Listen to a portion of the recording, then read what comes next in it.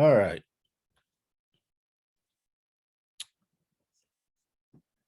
Okay, looks like we are recording. Did y'all get the warning that it's recording? Good. All right, so we're going to look tonight at the manifestation determination review. I know we've talked about it a little bit in light of this is what you do, after you've done your FBA and that sort of thing. But we want to talk about legally when it has to happen and who's involved, what's the process and all that kind of thing. I wrote a little article a while back that's on my webpage, and I copied and pasted that article into an announcement that I just sent out right before class. The big problem with that is it's a pages document. I was meant to put the PDF up, and instead I put the pages document up. So if you don't have Apple stuff, you're probably not going to work, but we'll get a PDF one put up at some point, or you can go to my website and find it under the blog where it has a little more detail if you need to get your hands on it. And of course, Lisa will be posting this. Y'all that didn't hear, Lisa is having a colonoscopy tomorrow morning, and so she's already started the drinking process. And so you can tell your professor wasn't here tonight because she's drinking. And doing the other things you have to do to get ready for that. So you talked about the 10 days. And when this first came out, the whole idea about 10 days, there was a lot of confusion about what that meant. People said, you mean 10 days at a time? You mean 10 days cumulative throughout the year? Do you mean, what exactly does that mean? So they came out with some guidance on it, and it said that it's in excess of 10 school days. So that's cumulative throughout the year. So if a kid, and the kind of kids that we're talking about, it wouldn't be a big deal. It wouldn't be out of the range of expectation for them to be suspended for 3 days, suspended for 3 days, suspended for 3 days. Okay, that's Christmas, they get suspended 3 days once every 6 weeks. Well, we're at 9 days now. So the next time they're suspended, the 10th day, we're okay. But on day 11 and 12, we have to start providing for them the special ed services that are laid out by the IEP team in their IEP. So you got to be careful on that, because you can get caught as a diagnostician or a teacher or whoever's responsibility it is to keep up with that in your district. Hopefully your administrators will be on top of it, but they're going so many different ways that they may not be keeping up with all of the kids and what their labels are, that sort of thing. So the determination of what necessary services have to be happening during that time is made by school personnel, but in consultation with the child special education teacher. And the assumption there in the law is that the special ed teacher is the expert on what that child needs. When you think about the makeup of the ARD committee, everybody on that ARD committee is an expert. You have the special ed teacher who's the expert in modifications, accommodations. You have the regular ed teacher who's the expert on the general curriculum. You have the administrator who's the expert on the resources of the district that can be committed. You have the diagnostician or somebody, psychologist, psychiatrist, who's an expert on the testing and the educational ramifications of the diagnosis. And then you have the parent who is the expert on their child. So in this case, the expert we're depending on is the special education teacher to give us the information we need to know about what services must be supplied to this student during the time of the after the 10 days when they're not getting their regular schedule.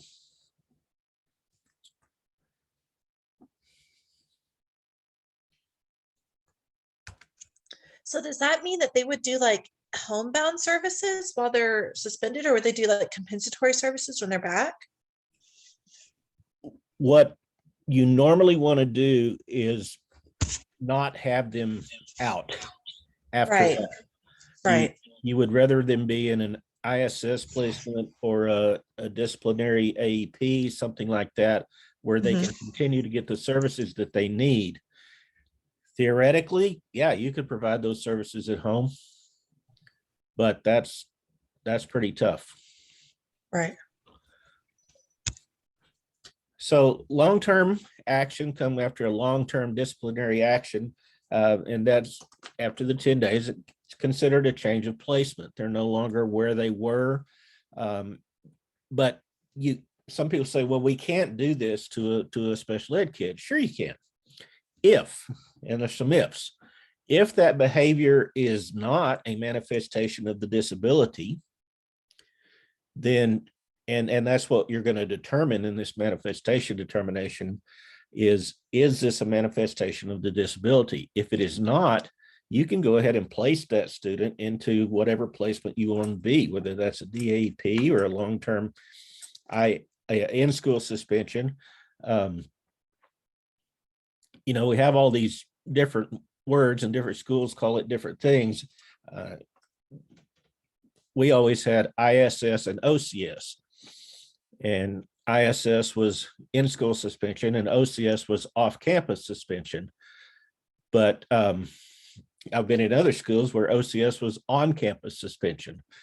So you got to be careful about all these letters when you just specify if we're talking about if they're still in the school building, if they're in a different school building, or if they're not allowed on the campus at all. The second thing, if that behavior is not a manifestation, then that student should be treated the same as a student without a disability, but the school needs to continue to make that free, appropriate public education available. So that's where the FAPE and the services kick in. Under the 1997 revision of the Individual with Disabilities Education Act, it was the IEP team and other qualified personnel would make this determination. That changed in 2004, which is still the latest iteration that we have. You know, that's supposed to be reauthorized every 5 years, and we're at, what is that, 18 years now that it hasn't been reauthorized. So this is the latest that we have. And it no longer calls for the IEP team. It calls for the local education agency, the parent, and then relevant members of the IEP team. So you don't have to get everybody there, just the ones that you and the parents think are relevant. I would certainly give preference to the teachers that or the school personnel that the parents want there. You know, this is not a hill you want to die on. Go ahead and let them come, but then invite who you want as well. And this is not necessary. An MDR is not necessarily an ARD. It can be. You can do the MDR as part of an ARD, but it doesn't have to be. It can just be an MDR and not an actual IEP team meeting. If you're going to do that, you need to make clear that that's what's happening, so the parents don't think that we're having another ARD when in fact we're having an MDR. The reason that is, you know, perhaps the diagnostician's not available. This is happening pretty quickly. We've got to get something done. Maybe you have a behavior interventionist who's going to help with this, and the administrator, the special ed teacher, and the behavior interventionist and the parent are all you have to have there. So it does not have to be a full ARD. So can I ask you a question? Would the MDR then, do you produce a document out of that, and where does that document go? Would you upload that in Success Ed if that's what your district used? Does it become part of their special ed paperwork? Lisa's the special ed paperwork expert. I would say you would want that document there. Just kind of a CYA. I don't know if it's a requirement or not. Certainly the administrators are going to need a copy of that to, for the behavior records and all that. I can't remember if it's reported. It probably is reported, so I'd for sure have a copy of it somewhere. Okay, thanks. How's that for talking around the whole thing? I think I'm gonna look in Success Ed right now and see if we actually have that document, because I'm curious now. Yeah, I am too. That'd be great.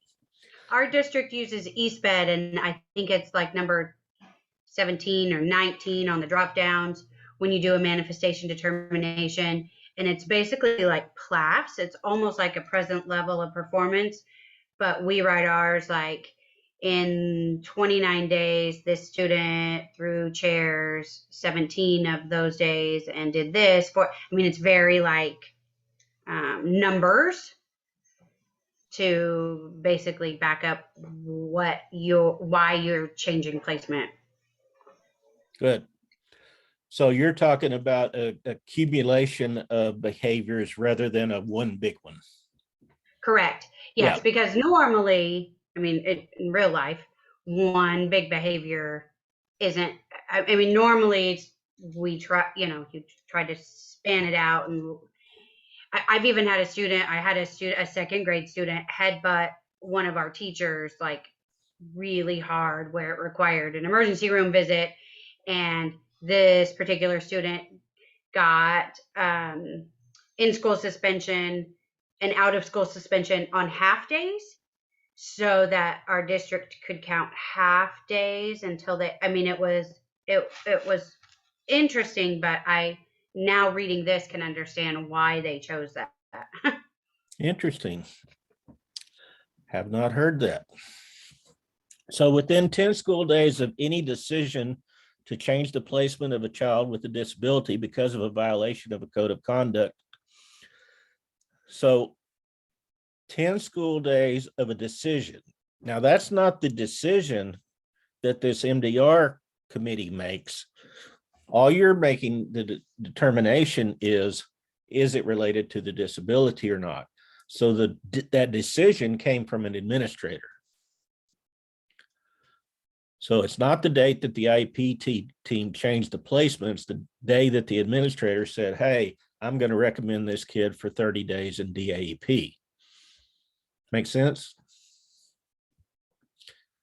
Up until that time, up until you've reached those 10 days, you have your other short-term options available. You could go ahead and put them in an in-school suspension and continue to provide their services. And then those days are not counting against your 10 days. So what are we asking? If the conduct in question was caused by or had a direct and substantial relationship to the child's disability, or if the conduct in question was the direct result of the local education agency's failure to implement the IEP. So this kid did this behavior because it has a direct and substantial relationship to his disability, or this kid did this because my school was not implementing the IEP correctly. In either of those cases, it is considered a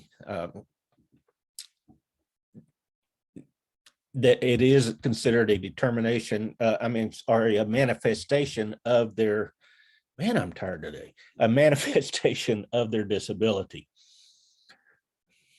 Did I lose you? All right.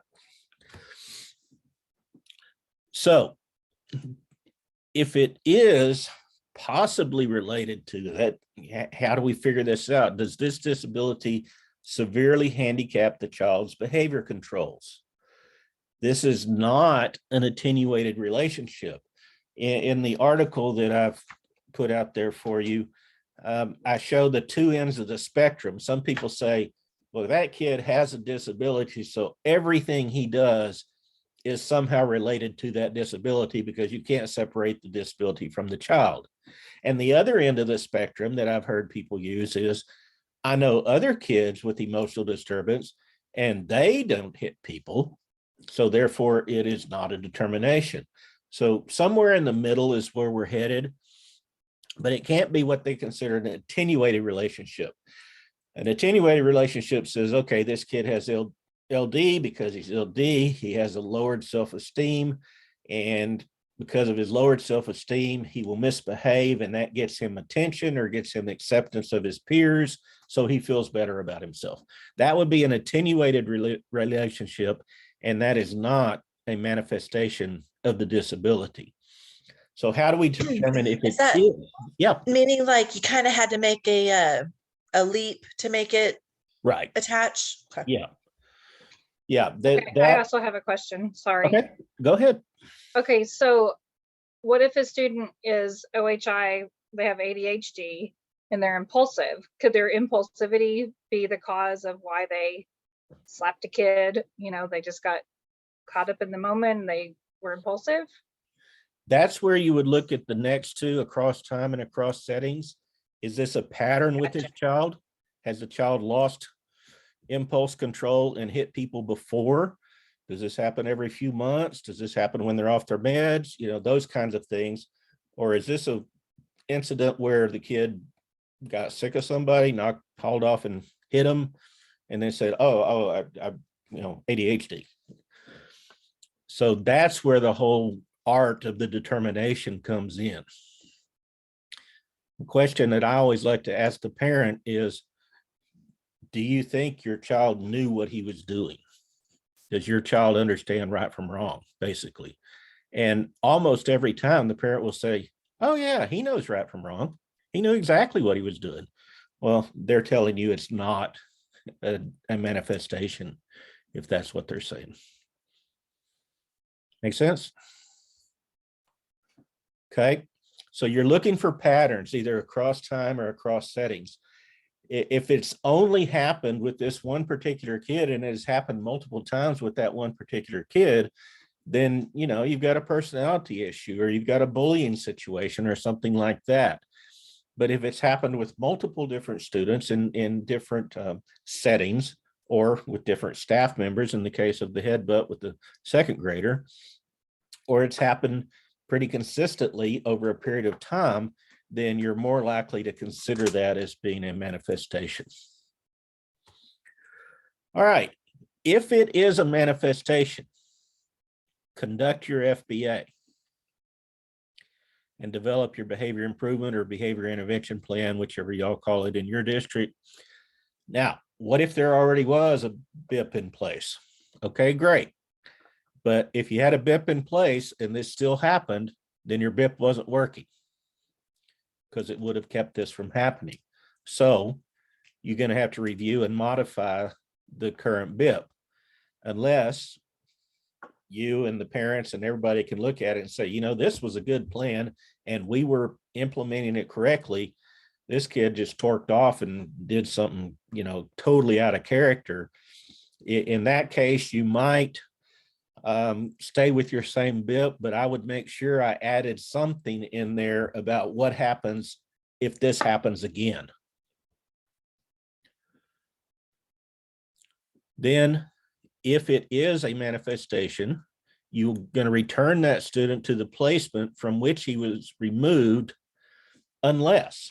So sometime, even if you say this was a manifestation, but there are some circumstances in which you say, even though this was a manifestation of his behavior, we are going to go ahead and change his placement to a more restrictive environment, because it's either one of these special circumstances, or because the parent and the school agree to change of placement as part of the modifications to his behavior intervention plan. So an example of that, student I've been working with, he threatened to bring a gun and shoot everybody at his school. So that's considered a terroristic threat. They determined, actually, I don't know what they determined. I don't know if they determined, I think they determined it was not a manifestation he has autism and he has ADHD. But whether they determined that it was a manifestation or not, they suggested a one-on-one setting at a DAP, and mom said, yeah, one-on-one is exactly what he needs. So one teacher, one kid, mom and school agreed that that's what they wanted to do. So he is continuing to get his education without any peers around, because parent and school agrees that that's what's best for this kid at this point in his life. If it is not a manifestation, if you say no, he does have a disability, but this particular behavior is not directly related to that disability, and yes, we were implementing our IEP correctly, then you go ahead and impose the same penalty as you would for a student without a disability who committed the same offense. And that would be out of your student code of conduct. So that's an administrative decision. But you as a manifestation determination review team are going to report that this was not a manifestation. So that kind of gives the administrator the green light to go ahead and do what they need to do. But even then, you've got to provide the appropriate services wherever that kid ends up, whether that's in an interim alternative educational placement, a disciplinary alternative education placement. And that is determined by the IEP team, not the MDR team. That sink in? Okay, we good? I see a couple of nods and a couple of, I don't know. Well, holler There if is you, mud. holler if I need to go back over something or slow down or whatever. So those special circumstances that we were talking about, somebody say something? Yeah, I was just gonna say, it seems very subjective. Like it just kind of depends on how good you are at convincing people that it's because of this or it's not because of this. I don't know. It seems very subjective. Yeah, there definitely is some expertise, opinion, hypothesis, all that's going on here for sure.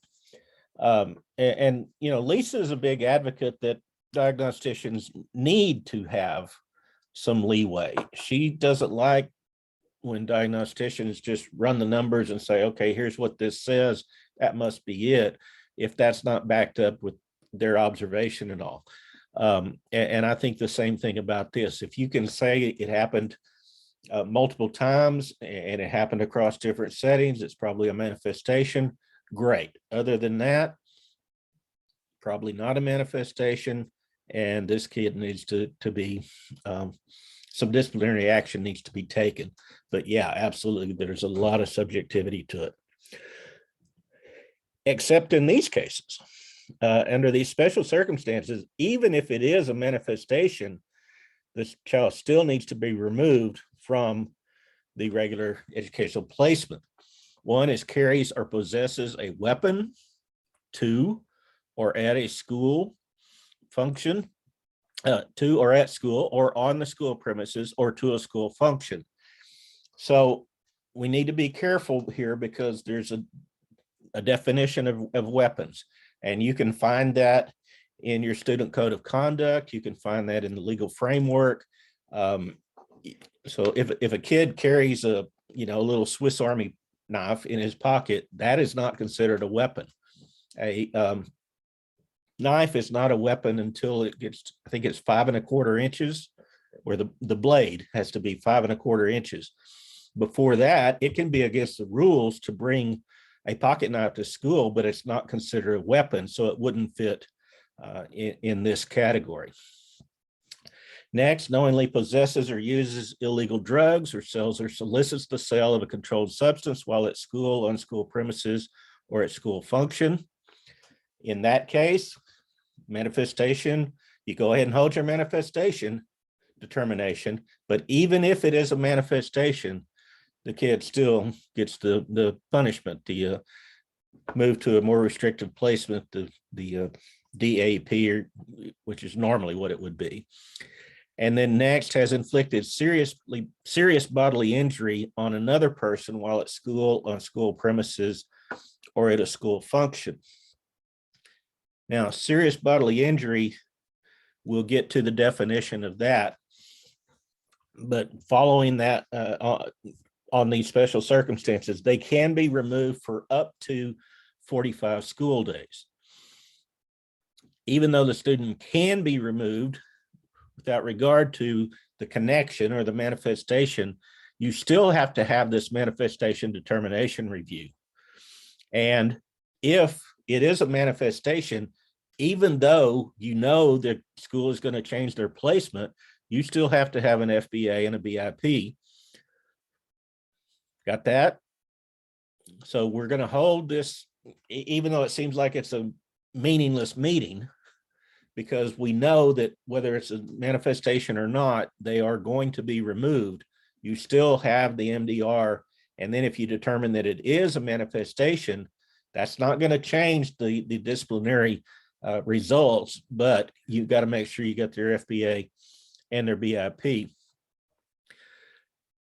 If the school for other kids would have a penalty more than 45 days, and the average placement for a DAP is between 30 and 40 days. That's what most schools look at, is 45 as a maximum.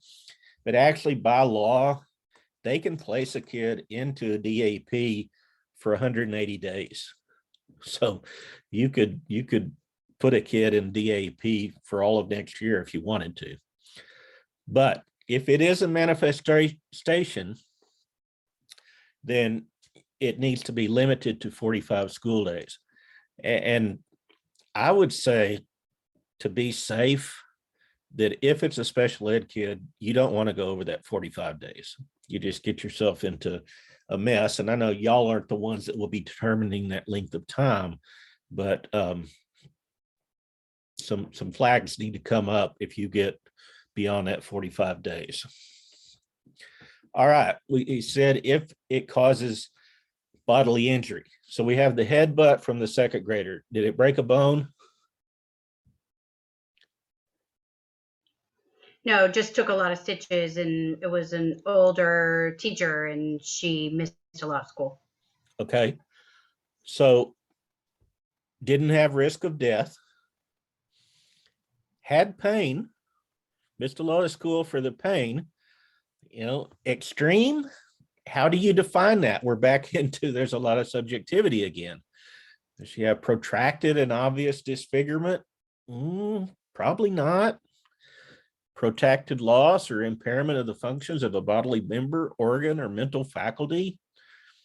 Without knowing the person, and again, looking at how they were before and how they were after, I mean, this serious bodily injury is serious stuff. It's not just a bump or a hit or a concussion or something like that. This is something that's going to basically change them for life. And some people think that it should be less than that. They're not protecting our teachers, but that's what the law says at this point. Oh, I could probably make that bigger for y'all. Yeah, sorry. This MDR is one of the most litigated areas, so you do want to be careful when you're doing this. Make sure you're dotting your I's and crossing your T's. But they have, over time, changed this whole idea of stay put. Stay put means if the parent's arguing about it, the kid is going to stay put wherever they currently are while that's being reviewed. So 1988, there was a case called Honig versus Doe. And under this case, the basic ruling was that a child cannot be excluded from their education based on their behavior if that child has an emotional or behavioral disorder. So it basically, since then, has kind of gone over to all special ed kids that they can't act bad enough to give up their right to an education. But under that kid had to stay put where they were beforehand, regardless of how dangerous they were, if the parent said, I'm appealing this DAP placement, then you had to keep that kid in the regular school during the whole time that you were trying to prove this. And you'd have to actually go to court to have the kid removed from your campus. So Are there any like legal risks for parents who do something like that and the kid ends up seriously injuring a teacher or someone else at the school? you mean, can the parent be held liable for the Right. death of the kid? Right.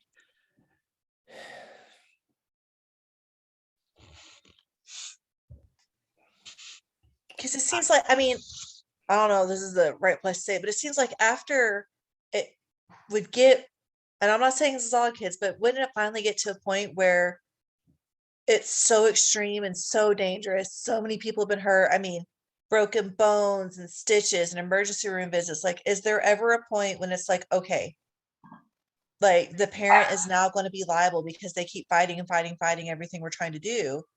And we've had people seriously injured, hospitalized, etc. At what point is there a liability for the parents? Or is I there don't, ever? I don't think so. Which There's is, a recent court case that's been televised where there was a school shooter. I'm sure somebody knows more than me. And the parents were sued because they knew that he was a risk and didn't. I mean, it was a recent, within the last couple of years. I think that they were prosecuted, but it Gotcha. wasn't the school district that sued them. I don't, It was other Dr. Kevin, parents. is there any case where a school district has ever sued the parent in this type of situation?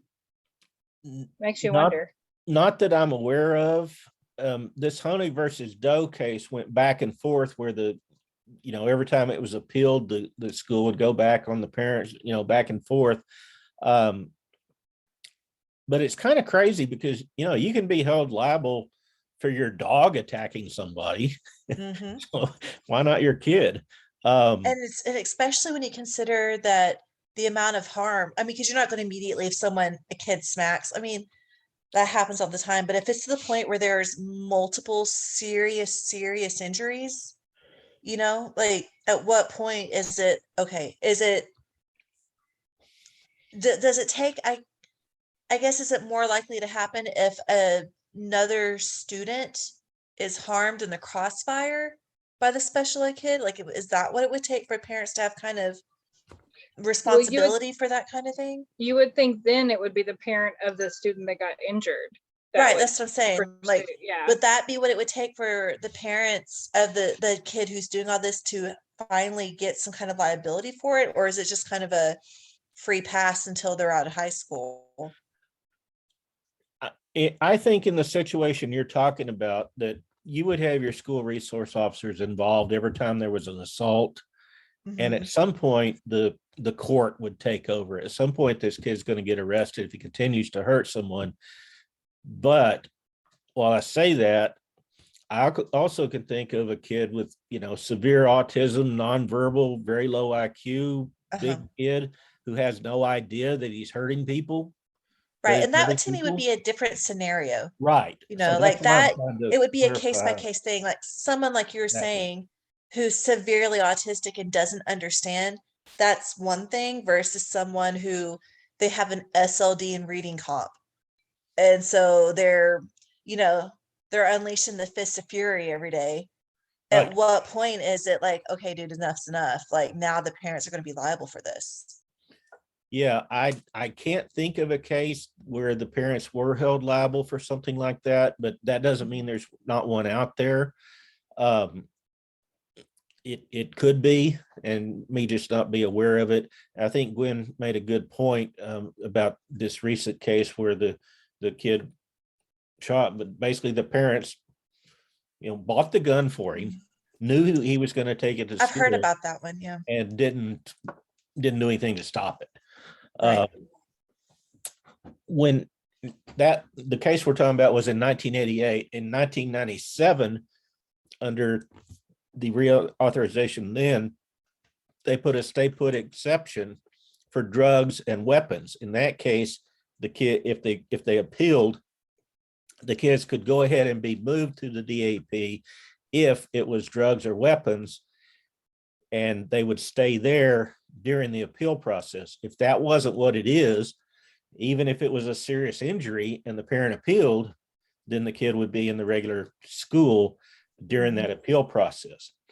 Then in 2004, with that reauthorization, in any appeal, the kid remains in that AAP until the hearing officer decision or expiration of the time period. So you think about that, and it requires an expedited hearing within 20 school days with a decision in 10 school days. So you basically have 30 days. So when the parent, and I've had this situation before, the parent says, hey, I want to appeal that. You say, great, go ahead and file your appeal. And within 20 days, we'll have a hearing. And then within 10 days after that, we will give you our decision.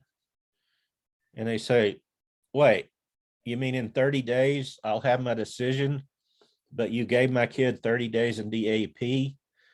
Yes. Does that count towards the 30 days? Yes. Yeah. They're in there. So it's not like that's a whole different clock. No, it's not. It's the same clock. So by the time they've done their 30 days, then you can give the parents the decision.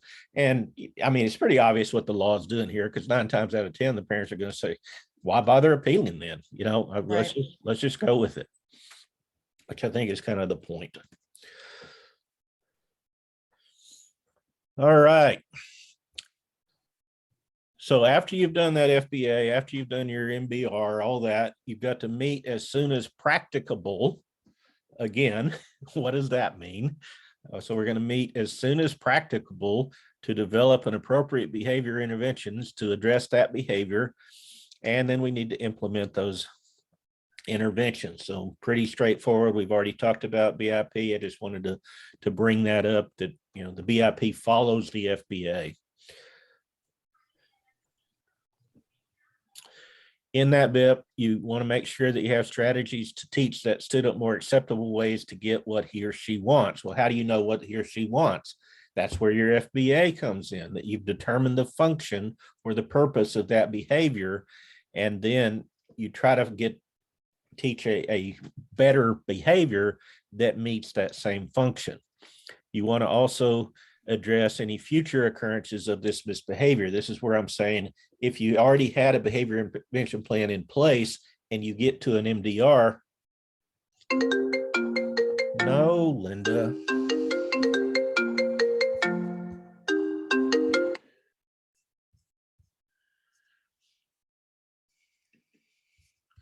Where did y'all go?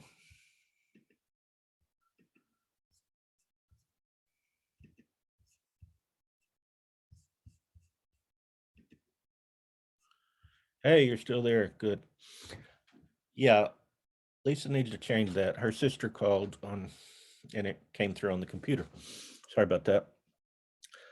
So we're wanting to decrease future occurrences of this misbehavior, and if this behavior should happen again, how are we going to deal with it? So if you already had a behavior intervention plan and now you have to have an MDR, make sure that you review the previous behavior intervention plan, because it wasn't doing its job or this wouldn't have happened. Teach the student to deal with the antecedents. We talked about that the other day, that you change the antecedent. That may be changing the personnel that are working with that kid. You also can manipulate them by reducing, by eliminating. Eliminating is that extinguishing thing that we've talked about, that extinction technique, where we're going to withhold a previous positive reward in order to get them to comply with what we want. And then we want to look at the whole idea of mutually exclusive behaviors. The theory behind mutually exclusive behaviors is you can't be on task and off task at the same time. So if the kid is actively engaged in the learning process, it can't be actively engaged in misbehaving. So you want to work on that where you're manipulating what's going on to make sure the kid's doing what he's at school to be doing. We talked about in the last one, manipulating the antecedents. You might also need to manipulate the consequences. Reward them. You know, reinforcers are always what makes a behavior more likely to happen. So reward them when they do the right thing. I'm currently working with a DAP in a small district, and yesterday a teacher came over and was helping a junior on a math assignment, and that kid worked real hard during that time. And then after the teacher left, he continued to work to do his retake on the test and worked real hard for, had to be 3 hours or so. So today, whenever I got there, I had some snacks with me, and I said, here, you know, have one of these because I'm proud of you for working so hard yesterday. So that makes that more likely to happen. And the other kids were like, where's mine? I'm like, you didn't work hard. You know, you work hard and maybe you'll get one tomorrow. So manipulating the consequences, implement changes to the classroom curriculum or the instructional strategies, do whatever you need to do to make this behavior intervention plan work. And what we're looking for is replacing that inappropriate behavior with a more appropriate behavior. So even though a behavior intervention plan is required for certain students served under IDEA, could these be beneficial for other students who are not identified as special ed? And the, you know, fist to 5 is 0. I disagree. 5, I totally agree. So on 3, give me fist to 5. What's your answer? Go. I got a 2 and a bunch of 5s. All right, talk to us, Gwen. You always have some interesting take on these things. So I think behavior intervention, I think teachers need to use strategies within their classroom, PBIS strategies for all students, but I think that specifically designed instruction for special education students means just that. It has to be for them, for their disability, and different for each student. So in my head, I think a behavior intervention plan needs to be set for just that student and have specific consequences for their behavior and like be just for them. That's Okay. That doesn't mean I'm right. Anybody have a different opinion or want to share? Or? I disagree because if you think about kids that we have who maybe don't qualify for special ed services, but they really need extra interventions, like if it's whether it's for reading or math or whatever. And so we're doing things like the Fontes and Pinot or the Go Math or whatever it is that you're doing. You don't have to be SPED to qualify for an intervention plan. So a kid doesn't have to be ED to qualify for a BIP, in my opinion. Okay. So good thoughts on both sides. All right, we will move on. That replacement behavior is an appropriate behavior replacing a problem behavior that serves the same function. I think we've talked about that enough. A good behavior support plan will increase the desired behavior by changing the antecedents, by providing positive consequences, and managing that inappropriate behavior. So looking at the whole RTI of behavior, Tier 1, 80 to 90% of students are going to follow the code of conduct with little or no difficulty if you have an effective school-wide discipline plan and you have good classroom management. There's still another 10 to 15% of kids who are going to need some intervention like social skills training or plans. In fact, the rules for a DAP say that those kids must be receiving social skills instruction, which is currently not happening in one of the DAPs that I'm working with. So I brought that to their attention today and starting to look at some changes for that. And then finally, you've got 5 to 10% of your kids that need some intense intervention. These are your kids that I would say are going to need a behavior intervention plan. and, you know, it is required for some of our special ed kiddos, but I think there are some other kids who would benefit from that. You know, whether it's an ADHD under a 504 plan or something like that, or just kids that hadn't gotten it, you know, that whole socially maladapted excludes a kid from emotional disturbance, but they act the same. So I think that could help in some of those cases. But I also like what Gwen was saying, that we don't want to, you know, take away the special stuff from the special ed kids.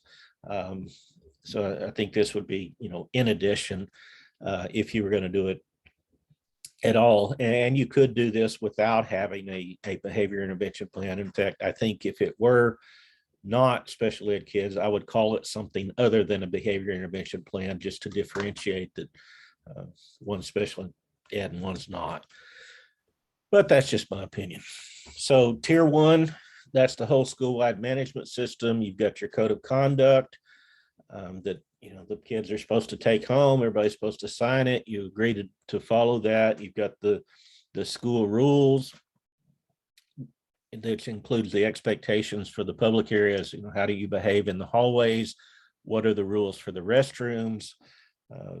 And we're seeing this more now with the whole COVID thing, where there's a sign on the door, no more than 2 students in the restroom at a time, or something like that. And then what are the expectations in the cafeteria? I've been in cafeterias that say you sit and eat your lunch silently and then you read a book.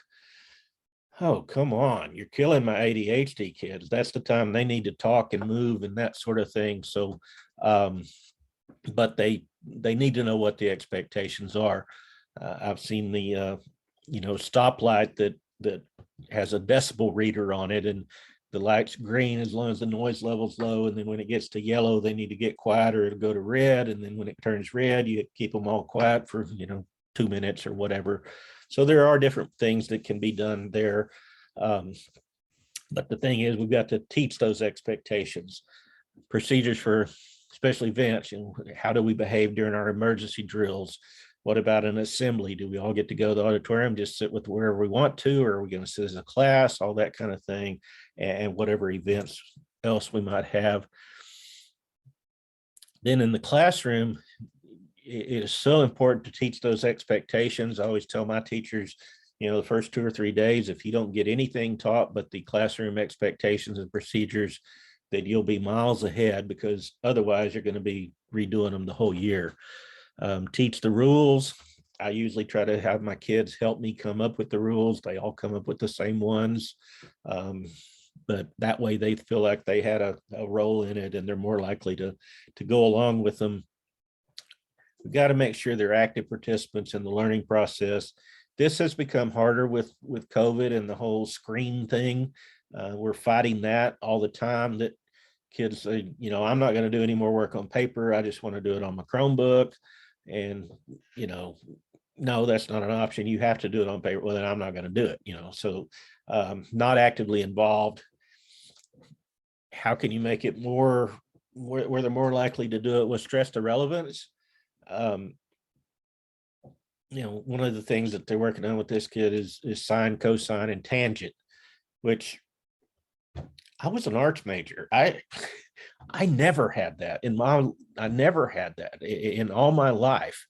And here I am 60 years old, and I still don't know all that sine, tangent, and cosine and all that, but I'm pretty good at math, you know? So you've got to stress why you might need to know this. And, you know, you can always go with the thing, well, it's going to help you in logic and problem solving, you know, if nothing else. And then try to use engaging strategies, you know, do something fun or exciting, or show them how that is important. A great resource on that is Harry Wong's First Days of School. I know it's kind of dated now, but I haven't found anything better that kind of teaches you to teach all these procedures and things in first part of school. I think it's a great book to give to all first-year teachers, and something to kind of go over with teachers that are struggling with classroom management. All right, tier 2, parental contact, office visits, disciplinary consequences. When that starts happening, we need to do some social skills training. We need to remove them from certain settings in order to do retraining on some of these behaviors that the other kids got and these kids just didn't get for whatever reason. We got to make sure we're culturally appropriate, though. We don't want to take away some behavior or make them feel like some behavior that they've been culturally taught they need to do is a bad thing. Then tier 3, this would be where you get into a self-contained or a time away or a timeout room, in-school suspension, a DAP, all those kinds of things. You might want counseling. One of our kiddos, they've got a counselor coming working with them each day on, all right, here's the trajectory your life is going. If you continue on this path, here's where you want to go. What behaviors do we need to change to get from that path to that path? So that kind of thing can help. An individual behavior plan. You might need a caseworker, maybe a mentor, maybe older students working with younger students. You can get creative on this, but this is basically where you're working one-on-one with a kid to help with his behavior. If you do have a self-contained class, you've got to make sure you've got effective personnel in there. We've got one lady who comes over and works with our DAP sometime, and she's like all the kids' friend. And whenever she comes over, it's just we all sit around and talk about, I think, about things that really a teacher shouldn't be talking about with kids, like who her daughter's dating and the latest Facebook feud and all those kinds of things. Not very effective. The guy that usually runs this DAP, when he's in the room, it's a whole different ballgame. The kids are quiet. They're on not always on working on what they're supposed to. Sometimes they're sleeping or trying to, and that sort of thing, but at least they're quiet and they're not disturbing others. A level system can really help, where the kids earn privileges as they work their way up, either using the token economy or a semi-token economy. And then social skills, teach them directly. This is how you do this, and teach them contextually, where during class as we're teaching, that they practice, raising their hand appropriately or getting the teacher's attention appropriately, whatever like that. Okay, questions?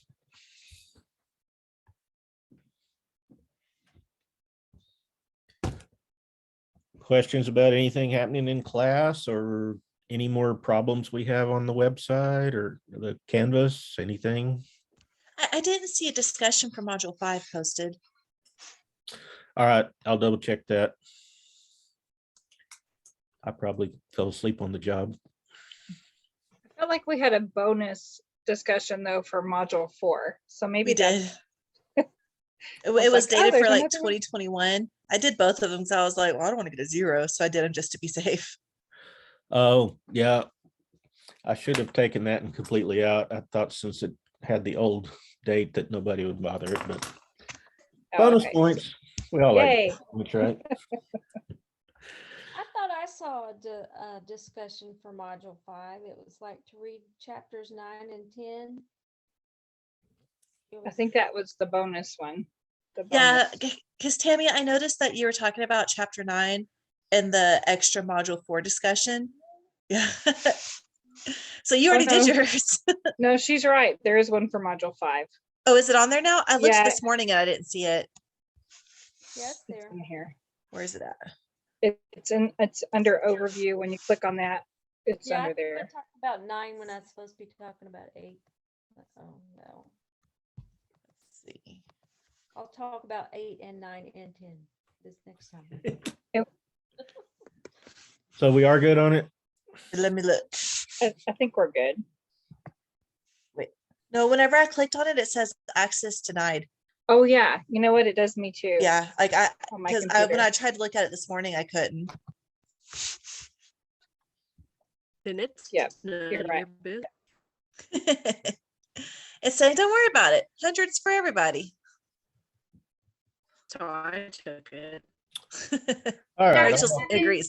Can I just ask a quick question? Sure. How do you overcome or how do you address parents that one way or the other are on the opposite end of what the diagnostician is suggesting? So if you have a student that is maybe currently one-to-one and you want to put them, you know, in their least restrictive environment and parents don't want that, or on the opposite end, I have parents that want their child to be in the least restrictive environment, or, you know, one way or the other.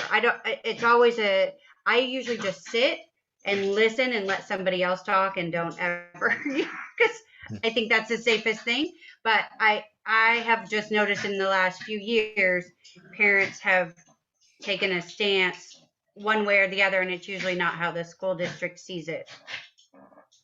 The argument that's usually made for parents that want a more restrictive environment is that legally we have to do the least restrictive environment appropriate for this student. And a one-on-one is a very restrictive. They usually think of placement meaning a room. And you got to explain that placement is more what services they're receiving and that kind of thing.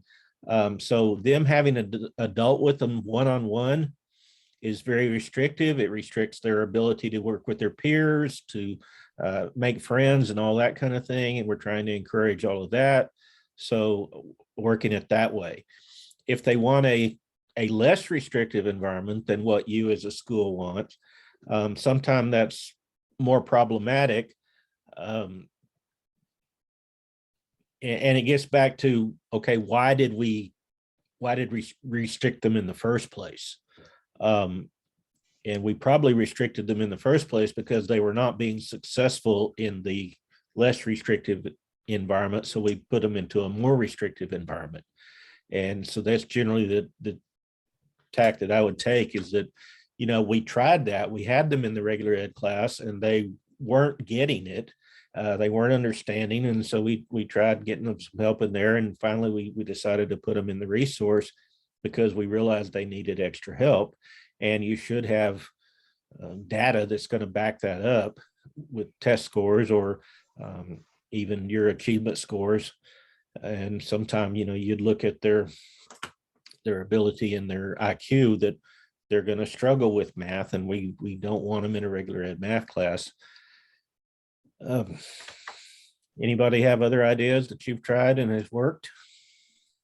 I was just gonna say the data, whichever way you're gonna go, you better bring the data and show the parents to support it. So Yeah. I know we've had a few parents that wanted their kid moved to resource or even teachers. And so we just said, show us the data and we'll go from there. So they have to have that, like, hard numbers.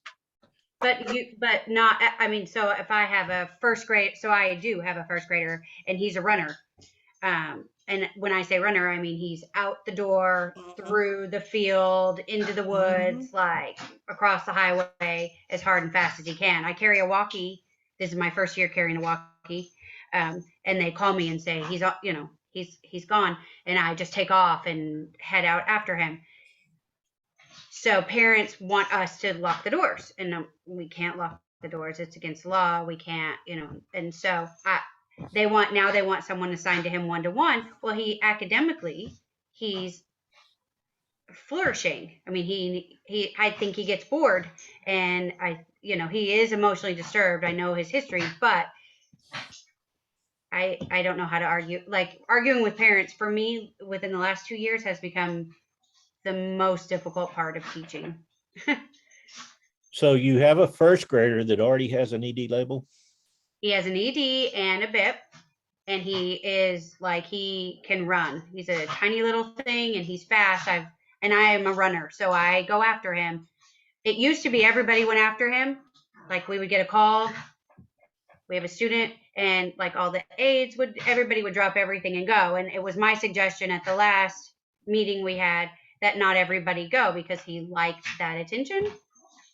So I could see like where he would laugh and watch people chase him, and he thought it was a great thing.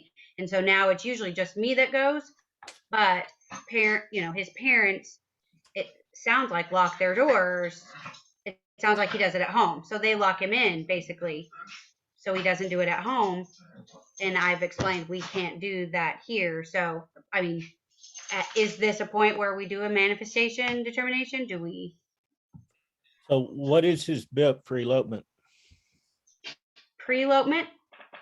Like what all for emotional Elopement is a disturbance? big term for running away. What's in his BIP under So elopement? he has a we created a token system where he has 2 goals. He does a self-reflection little worksheet. It's 4 questions. I put it in the discussion. So he has 4 questions that he answers about his day, and he stays in class. And those are the only 2 things he has to accomplish to get a token and turn him in for prizes. He also, like the self-reflection, I mean, he has a cool off place.